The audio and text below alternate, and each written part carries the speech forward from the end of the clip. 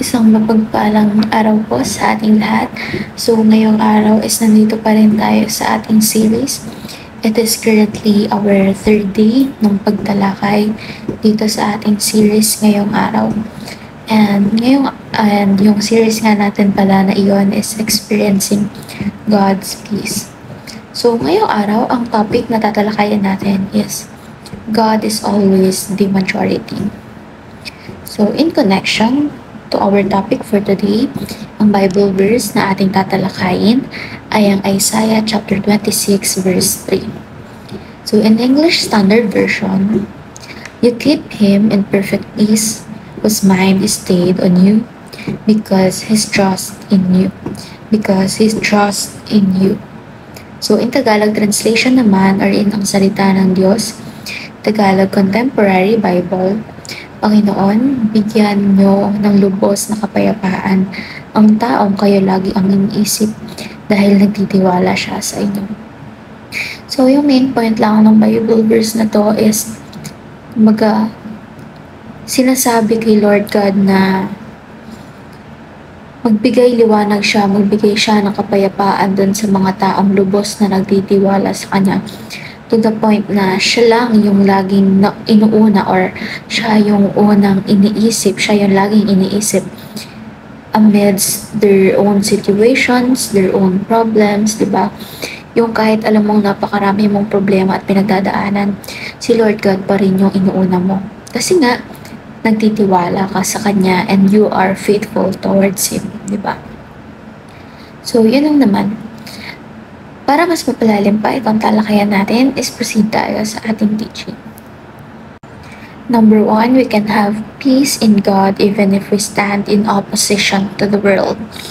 So, nakalagay dito, magkakaroon pa rin tayo ng peace or kapayapaan galing sa Panginoon kahit na minsan may mga bagay tayong taliwas sa mga bagay-bagay dito sa mundo. Bakit? Simple lang kasi andyan yung presensya niya para sa atin, and even though nagkakamali tayo or may mga choices tayo na hindi align sa Kanya, never niya tayong iiwan, and alam niya kung kailan natin pinakakailangan nung kapayapaang magmumula sa Kanya.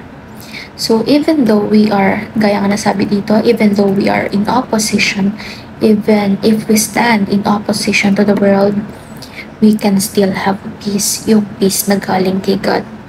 Number 2, we can have peace by focusing our minds on God. So, isa to sa mga ways para makamit natin yung kapayapaan na galing sa ating Panginoong Diyos. And ito yung pagfo-focus nga natin ng ating mga puso't isipan sa Kanya. Gaya nga nasabi sa Bible verse, diba? Kahit pa napakaraming problema, is siya yung inuuna. So, dapat lagi tayo nakafocus sa Kanya, may pinagdadaanan man o wala. Nasa kataasan man tayo ng buhay natin or sa mga happy times natin, and even sa downfalls natin. So, at any time, every day, we should focus our minds on God, on our Lord God, so we can have the peace from Him that we are acquiring, diba? That we are wishing for. Number 3, we can experience peace by putting our trust in God. So, magkakaroon tayo ng kapayapaan mula sa ating Lord God by putting our trust in Him. Gaya nga sa Bible verse kanina, yun sa binasa natin, yung even though napakarami mo ng problema, is siya pa rin yung iniisip mo. Doon mo mapapatunayan na you are trusting our Lord God, diba? Ng buong buo, you are putting your trust in Him. So, ngayon naman, proceed tayo sa ating application. So, itong application na to is ito yung kaakibat ng teaching natin. So, dahil natuto na tayo dun sa teaching natin or may mga aral tayo nakuha, itong application yung dapat nating i-apply sa sarili natin. Dahil nga natuto na tayo, di ba? Number 1, always remind ourselves that God is the majority. Number 2, fix our minds on God's power and wisdom. And number 3, trust God and He will grant us perfect peace. So, lagi natin natandaan na magkaiba kasi yung peace dito sa mundo sa peace na na-acquire natin mula kay God. So, we should always focus sa peace na makukuha natin kay God.